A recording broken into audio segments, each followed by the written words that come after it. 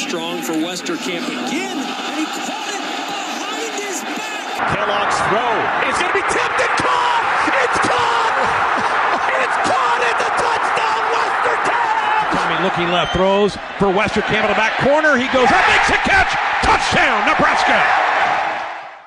Hey everybody, welcome into another edition of the Inside Nebraska podcast. My name is Zack Carpenter. I'm the publisher of Inside Nebraska. And today we have on a very special guest in former Nebraska receiver Jordan Westerkamp. Jordan obviously doesn't need much of an introduction to Nebraska fans. He was a fan favorite during his time here in Lincoln and finished his career as one of the most productive receivers in Husker history. 167 receptions, and he was the number 2 on the all-time Nebraska career receptions list. He's on multiple other career receiving lists and single season lists for Nebraska football. And Jordan was able to join us for about 30 minutes here today, and we're going to welcome him on now. All right, Jordan, welcome in, man. Thanks for joining us. Hopefully everything over there in Chicago is going well today. And I know it's funny, we kind of set this up last week, and then like the day after that we set this up, you announced that you were coming back to Nebraska for October 1st for the homecoming game against Indiana. So when's the last time you've been back there? I mean, are you feeling any jitters or excitement about coming back to Lincoln? Hey, well, number one, I appreciate you, Zach, having me on the show here. I love doing this stuff. I love talking to people about Nebraska. It's such an important time in my life, and I'll be forever connected to it. So I really appreciate you having me on. But yeah, I cannot wait to get back. We've been trying to, and obviously as I'm getting a little bit older, your schedule's we're getting a little bit tougher. It's just harder to kind of maneuver around. But finally, I told my family, put my foot down. I said, we're going back to a game this season. I don't care which game it is, but we're getting back there. Saw that one on the schedule, and it kind of worked out for everybody involved. And so I'm engaged. So I have a fiance, and she's the boss. So that's how it goes. Happy wife, happy life. I've heard it. I've heard all that stuff. So she was available. My family's available. So we're coming back. And my older brother just had a baby too. So it'll be his little baby, Chloe. Her first time out in Nebraska. She's going to be a Nebraska fan, hopefully a volleyball player. Fingers crossed. Yeah, it's going to be so much fun. I cannot wait to get back out there. The last time I was out there, I think it was for a practice. They have some like their alumni back. I think it was like 2 years ago in April. And it was kind of like a luncheon type thing where Coach Frost just addressed the guys that were there. There was probably like 20 alumni there with their families.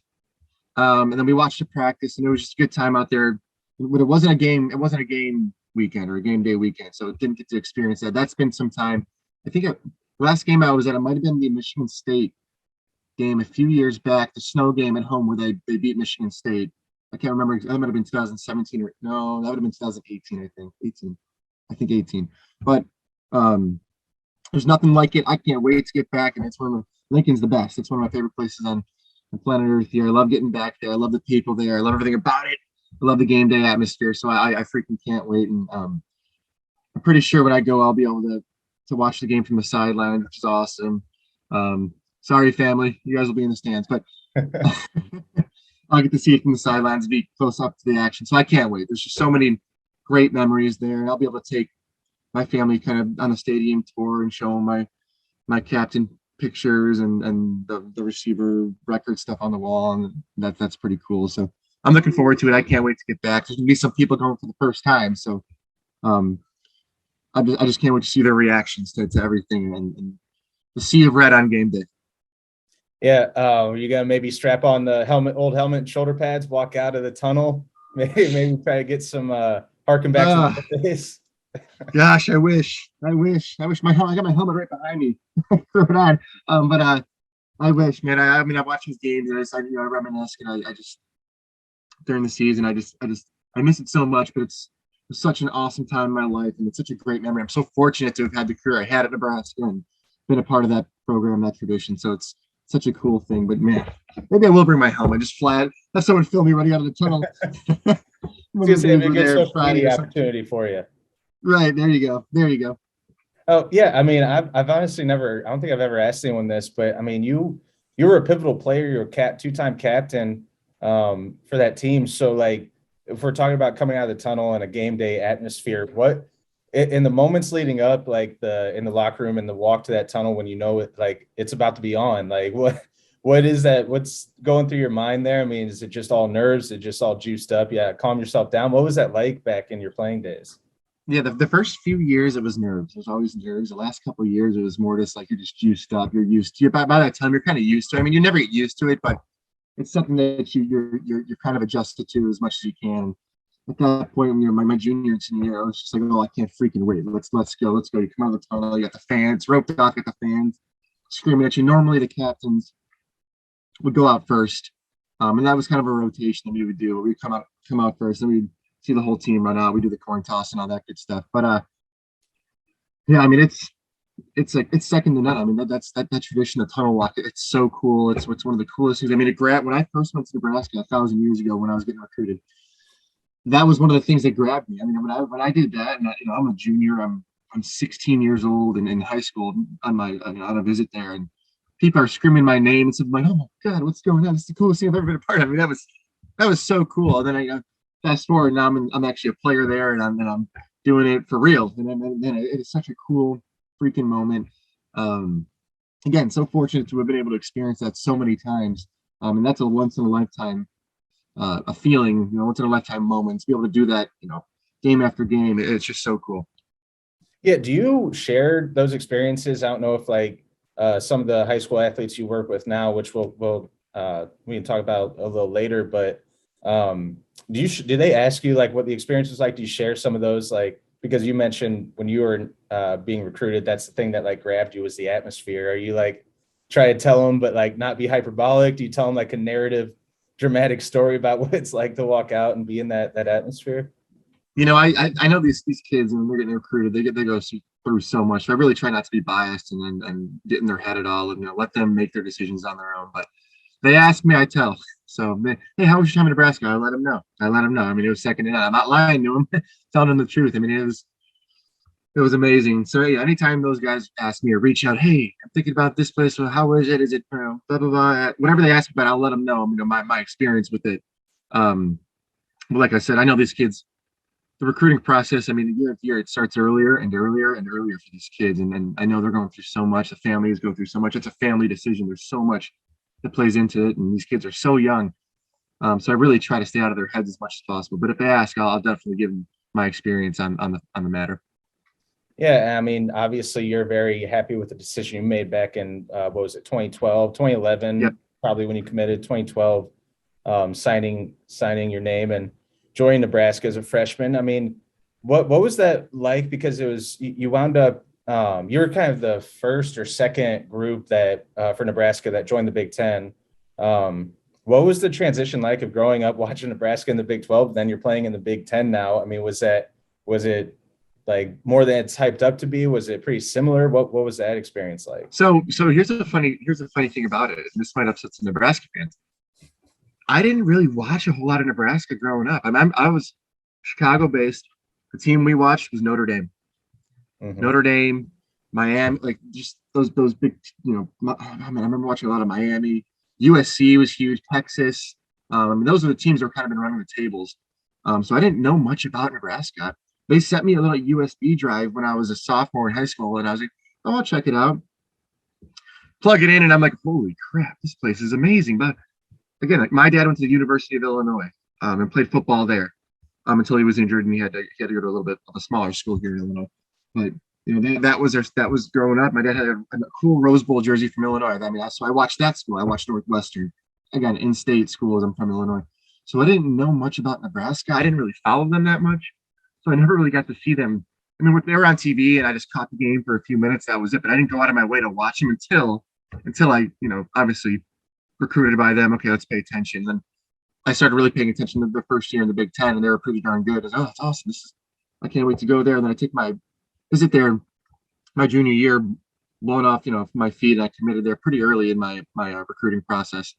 But yeah, I didn't watch much of them, but I saw them coming to the Big Ten. I mean, that was a positive for me because I wanted to stay in the Midwest. I wanted to have those games. I wanted family to be able to come. I'm a little bit of a homebody. I wanted my family to be there. I definitely knew I wanted to play in the Big Ten. That to me was a no-brainer, Big Ten all the way. So for them to join it, that was just a bonus, an added bonus for me. So I saw their first year in the Big Ten, and then we were my class was the second recruiting class to go to Nebraska, their second year in the Big Ten. Yeah, that's interesting that it's a different point of view from you, because I think a lot of people, once they made that transition from the Big 12 to the Big 10, I think players from different areas of the country maybe were thinking the same of, I want to stay home, I want to stay in the Big 12, like in Texas or Oklahoma, whatnot. Right. But you were a little different. And so what the style of play, I'm sure you don't know the differences between the Big 12 and the Big 10, or do you? I mean, were you able to notice a difference from what you had seen before to what you experienced? Yeah, a little bit. I mean, so Nebraska was they were obviously run heavy in the Big 12. They were trying to get away from that, and with Coach Tim Back was more of a spread. They were in more of a spread type offense. So when I saw that as a positive. They're coming to the Big 10. Okay, check Big 10. Cool. What style of offense are they running? The spread. They were really trying to get the spread offense going, and they were good at it. They were pretty darn good at it. I mean, I don't remember all the statistics, but I know Nebraska in the Big 10 was always top offense, one of the top offenses in the Big 10 when it came to points and yards, passing yards, total offense yards. For every year I was there, we were always kind of the top there with that first staff with Coach Pelini. So I saw that, and again, that's another bonus, right? Okay, Big 10, check. Offense spread, let's go. We're throwing the ball, check. So I kind of went down that list. Okay, who are they recruiting? Who's their quarterback? So there was a few step process to kind of really get me to stamp my name on the paper there. But again, seeing them come from the Big 12, again, they were a little bit more run heavy in the Big 12. Seeing them come to the Big 10, adjusting a little bit more, throwing the ball a little bit more. That was a positive for me. That attracted me as a wide receiver. Obviously, no wide receiver looked at the school and goes, "Yes, I want to go there to block." Woohoo! Right. No receiver does that. We want to catch touchdowns. We will block. Some of us, we will block. So we're going there. We want to make plays. We're playmakers. Let's go. So having them come from Big 12, adjusting a little bit, adapting to Big 10 play and whatnot. Again, just another bonus from my perspective looking in. Yeah, and I mean, that's kind of a perfect segue. Something I want to get your thoughts about was, I'm not sure how in tune to the program you are now with their recruiting or their new staff and who they've been bringing in, but they bring in Mark Whipple, offensive coordinator, who obviously developed Kenny Pickett and Pitt had their best season last year under Whipple, sort of guiding Pickett and that offense. Right. And then Mickey Joseph, they're bringing in a bunch of different receiver talent, their transfer portal and in recruiting. What do you have any thoughts you can share with us about Whipple's offense? Coach Joseph as a receivers coach, what do you think? Like, how do you think, if you had been playing back there for this regime, I mean, how do you think that offense would have been beneficial for a receiver? You say you guys want to catch the ball, so right, a more pass heavier approach right now. Yeah. And I mean, both those coaches, Joseph and Whipple, their resume, second to none, right? I mean, they've got great resumes. They've had success with there. Obviously, I'm more familiar with Mickey Joseph, and I have a story kind of why. When I was in eighth grade or freshman in high school, Mickey Joseph was part of this football camp. It was called like DeBartolo football camp, and they would kind of go around the country. And he was part of it, and like the head guy DeBartolo, I can't remember. I'm probably gonna mess up names, but they ran this camp, and it was like a receiver football camp thing. So I went and did it. So I met Coach Joseph when I was eighth grade freshman in high school, a long time ago. So I'm excited to get back to Nebraska and hopefully, because I haven't seen him since then, a long time. So I'm hoping I get back to Nebraska and officially, get to meet him again and remind him, like, hey, I was that little short, curly-haired Afro kid back in eighth grade. And one of the funny things was I was one of like the youngest kids at the camp, and they did like a receiver catching competition at the end, and I won it as like the youngest kid in the camp. So I'm going to see if he remembers that. Probably not. He's coached a lot of guys, but I know he'll remember he being a part of like the DeBartolo camp. So that's kind of a cool story, my connection with him. But both those coaches are awesome, and I mean, it would be a blast to play for those guys. I don't want to say lucky, fortunate, because you never want to lose a coach halfway through your career. So obviously I had Bo Pelini and their staff, and Coach Fisher was my receiver coach, and Coach Beck was the offensive coordinator. I had those guys, and then obviously halfway through, coaching change. Mike Riley comes in, and Coach Williams, my receiver coach, my last couple of years in Nebraska, came in. I was, and I'll put this in quotes, lucky to be able to. Again, I was trying to look at everything in the most positive way possible. I was lucky to learn, hear from all these guys and learn different perspectives and see different styles of offense. With Bo and all them, it was more spread. With Riley and Coach Williams, it was a pro style offense. So different styles of offense. So I was very lucky to have, learn all that, get all that knowledge, all the different styles of offense. That was pretty cool. So I had great coaches. With that said, it would have been very cool to, again, work with Coach Whipple and Coach Joseph and see their philosophies. I mean, I just, a lot of coaches are very similar but different. So it'd be really cool to kind of see those philosophies and play with those guys and see their style of offense. I'm really excited to see what Nebraska's offense looks like this year. Obviously, Adrian Martinez has left, and I hope he does extremely well. He's at K-State, right? K-State? Yep. Yeah. So they're going to have a whole new offense, a different looking style offense. I'm really excited to see what it's going to look like. So after I see this, like I said, their resumes, Whipple and Joseph, they've developed guys. They know what they're doing. So they just got to go out there and hopefully Nebraska goes out there and kicks butt. I can't wait to see how they perform and what it looks like. But I'm not going to make any judgments on it until I see it game one. So Right. We'll see. Yeah, game one, and they're traveling over to Ireland to play Northwestern. Right. What would your thoughts be if you were in their shoes, having to travel overseas to play a huge Big Ten West conference game for that first game of the year? You know what? It kind of pisses me off because I would have loved to have done that. That's like on my bucket list to go to Ireland. I mean, are you kidding me? Go there and play a football game? That'd be so cool. And I almost they're doing some like Nebraska. They're getting some like their notable alumni out there to do like some events out there. And they asked me to do it. I just, unfortunately, my schedule again, it's brutal, so I can't make it out there. But I would have loved to have got out there and been with those guys and been a part of it. But it's gonna be so cool. It's gonna be so cool. Now, the trip is probably gonna suck going there and back. That flight's probably 7 hours, I think, maybe 7-8 hours. But that's gonna be an experience those guys will never forget. They'll remember that the rest of their life. So they got to look at that in a positive light and go out there and kick some ass. Yeah, it's gonna be a tough one. It's kind of it's the season opener, but it's like, and it's against Northwestern, but it's still like kind of a sneaky game, oddly enough. Like, right. They should. I think it's going to be closer. I think it's going to be kind of a close game. I don't know. I'm thinking like preliminarily, I'm thinking like 24-20 or something like that. What's your prediction? That's whenever we play Northwestern, it's always right around like 24, 20, 22, 26. It's not a crazy high scoring game, and it's always close. So Coach Fitzgerald's a phenomenal coach, and he'll have those guys ready. But now no one has any home field advantage either, so it's kind of an even playing field.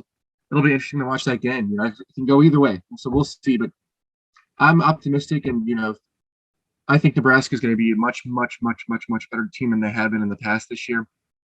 They were pretty good last year. There were just so many close games where they're almost knocking off highly ranked teams. We saw the close game against Oklahoma, Michigan, all these top teams. So they were so close. I think this year they're going to kind of get past that edge there and finally show up and win these games. So I'm excited. Again, I'm so excited. I'm excited for those guys to go to Ireland. I wish I can go there, watch a game, sip on a Guinness, but I'll be watching from home, unfortunately. You'll be there in spirit, but not the crowd, but I'll be there. So just you can throw your anger my way too. So sort of going back to your career, I mean, we talked about Northwestern being 24-20. I mean, all about a close game against Northwestern. I'm sure you've been asked a million times about the Hail Mary catch, but I'm curious. I saw your the top four on your Twitter, like your four favorite catches at Nebraska, and the top two are obviously the Hail Mary and the Westerkamp catch. Which one are you most known for out of those two? Which one's your the one that people are like bring up the most? I mean, obviously Hail Mary was a game winner, but the Westerkamp catch was right. I don't know if that was number one on SportsCenter back then, but probably was up. Yeah. So both the Hail Mary and the behind the back, they were both number one on SportsCenter, which is so cool. It's so cool. But yeah, I was number one on SportsCenter. Sweet, twice. But the probably the behind the back catch, because that one won college football ESPN Play of the Year that year when they held their award ceremony for like the Heisman and all that stuff. They had a Play of the Year vote or whatever, and that play won it. So I think that one's a little bit more known. And there's been a lot of, obviously throughout college football history, Hail Marys, last second plays, but not many behind the back catches. So I think that one kind of stands out to people a little bit more. But again, like I said earlier when I'm starting here, I'm just so fortunate to have had the career I had and had those plays. And the odds of someone catching a Hail Mary in their career, slim to none, right? Odds of someone catching a behind the back catch in their career, probably even less than that. But to be able to say, hey, I did both those things, it's pretty cool. And again, very fortunate to have had the career I had some of those plays. So memorable. I'll never forget them. They'll always be a part of me. And now anytime I go back to Nebraska, that's what I hear. Hey, behind the back catch, Hail Mary, yada yada yada. And I hear that. So it's really cool. It's really cool. And Husker Nation's the best. They're so welcoming, and it's so great to get back there. And like I said earlier, I cannot wait till October 1st. Well, I don't know. Can you still do the behind the back catch? Do you still do that from time to time? My shoulders don't have the same mobility they used to, but I'm sure I could probably pull something out. I was about to say a new idea for when you make your visit here. Just get on the field and try to recreate that real quick. I'm sure that'll be a favorite again. I love it. Yeah. Was that is that something you practiced in practice, or was that just something that kind of happened, like one of those crazy 1 in a million? It was pretty reactionary. I saw him tip it, but I always say this. Back when I was in high school, my father was my receiver coach, and we would always play, before practice and at the end of practice, we'd always play the crazy catch drill, and he'd make us hold 3 balls in one hand and whip one at us, and we have to catch in one hand or down low here, anywhere. So we caught the ball we would just fake, oh, behind us, catch it, try to catch it. It's jokingly, or sometimes we would do it. So I know that maybe there wasn't really much muscle memory with that, but at least it put it in my head that, hey, you can make this catch, so attempt it. So mentally, I think that prepared me that, hey, you can catch anything. Just try it. Just go for it. So I saw that ball tipped and put my hands behind the back, and it just stuck. It was perfectly tipped. Thank God that DB can't catch. That's why they're sitting here talking about it. Right. That's why he's a DB right there. But yeah, again, just a crazy play, and so lucky to be on the receiving end of it. Yeah, it was obviously one of the most memorable catches of your career, but made a lot of them. I think ended with 167 catches, over 2,000 yards, 18 receiving touchdowns, and I think your reception total is second or third in Nebraska history. Yeah, we're talking about sort of your career and being coached by Coach Pelini and then Coach Riley. Was there the last 2 years obviously were the biggest production-wise, role-wise for you? Was there a turning point in your Nebraska career where you noticed a difference in your game, or you just noticed yourself as all right, I can do this, or I feel different. I feel like my game is sort of hitting a peak right now. Is there a turning point I imagine under Coach Riley? Well, so actually under Coach Pelini, it would have been the year that I had my behind the back catch. It was, that was my kind of my breakout year where I ended the season with 747 yards and several touchdowns. That was my first big year. I came out there that first game against Florida Atlantic. I had 100-something yards, a touchdown, a behind the back catch, and then the next game we played McNeese State, had another touchdown. I can't remember my receiving total. And the next game against Fresno State had a 70-yard touchdown, and that year was huge for me. Then finished up the year, a good rest of the year. Went to Michigan State. I had a huge game against Michigan State at Michigan State with 8 or 9 catches, 158 yards. We lost by 3 points or something. That was my turning point. I remember I felt so good going into that year. My off season was so good. Just everything was clicking, and I just felt so good out there. And we ended the year, and obviously end of the year we beat Iowa at Iowa. And wake up to an email, your coach has been fired. It's unbelievable. But we go and we play USC in a bowl game, and I had a 60-something yard touchdown and 4 catches, and that year was oh shit, man, you got some potential to be something special here. So And then obviously here was a curveball, the uncertainty with the new coaching staff. But we got a great receiving coach, wide receiver coach, and Mike Riley coming in. So it was great to work with him. And the next year, took another step up. And the next year I ended up 900 and something yards and several touchdowns. And that was a huge year for me as well. And I just kind of continued to develop. And then my senior year, that's where kind of injuries started to trickle in a little bit. Unfortunately, I had to get sports hernia surgery after my junior year, and that was kind of a bummer. And I missed a lot in the off season. And then senior year, again, still playing well. I think I had back-to-back, like 2 touchdown receiving games, Wyoming and Oregon. That was a good year. I still made like all Big Ten third team, which is like, I don't even want it, but I mean, and I say that it's like, I don't even know why I say it, because there's a first team, a second team, and a third team, and it's 6 total players. So I don't know why I even say that, because it's still a great honor. So I take it back. But midway through my senior year, I took a knee to my back and I broke some bones in my back. I missed 2 more games. But then at the end, getting ready for Tennessee bowl game, I catch a ball in practice, make a move, I'm running, and my knee starts to buckle and click. I'm like, what the heck? Get an MRI, I find out my meniscus tore and I got bone chipping in my knee. I'm like, you got to be kidding me. So that took me out for I was on crutches for 6 months. At the end of my senior year, worst possible time. I'm supposed to be training for the combine and all that other stuff. And just unfortunately, I never was able to get I kind of finally got back off crutches, and I just got kind of forced into everything. I didn't have time to really train for anything. I had no strength. Still signed with the Miami Dolphins, and I'm kicking butt. I'm doing well there. I'm kicking butt. I'm like one of their notable standouts. And can't pop my hamstring in one of the practices after catching a freaking touchdown in the end zone. I popped my hamstring on the opposite leg of where I had my knee surgery. So I just know there was so much compensation issues and another setback, and worked hard to get back from that. And then I bounced around in some other professional leagues, the Alliance of American Football, the AAF, which kind of tanked halfway through their season.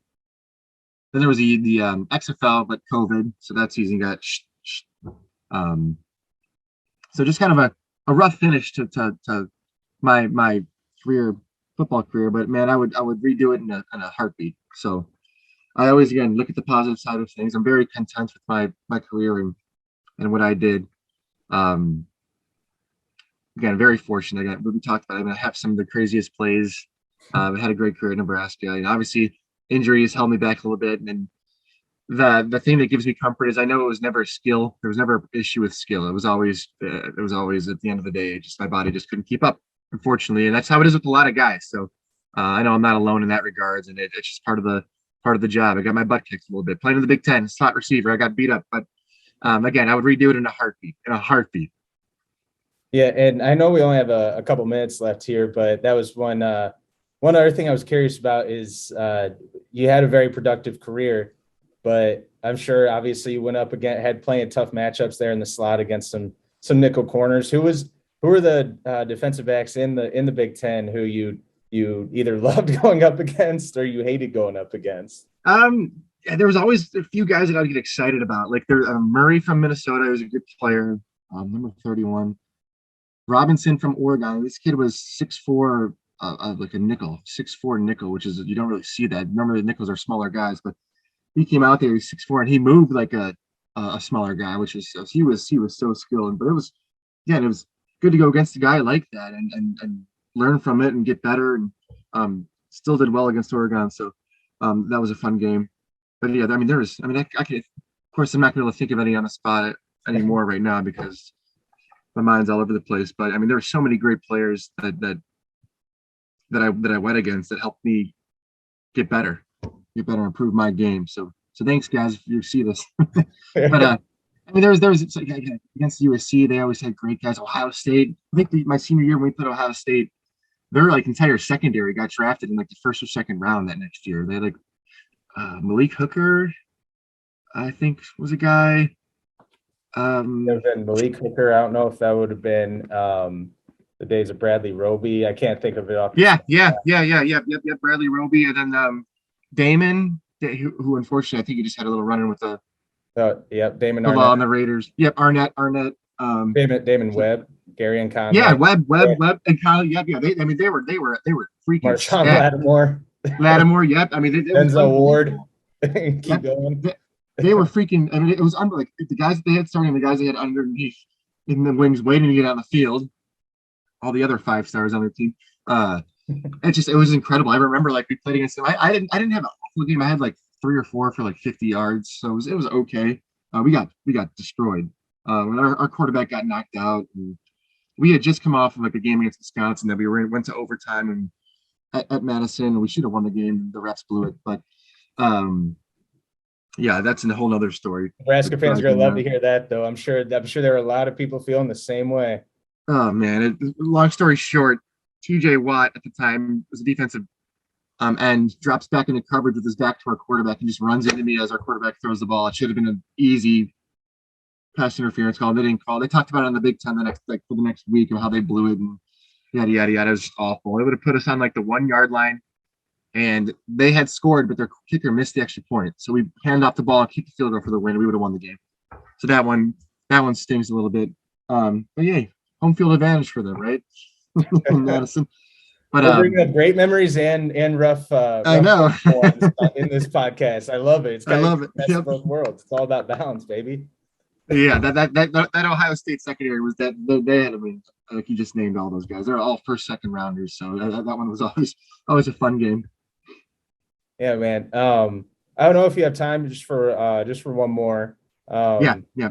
Just I guess when you were playing with Tommy and everything, Tommy Armstrong, you guys sure had a great rapport.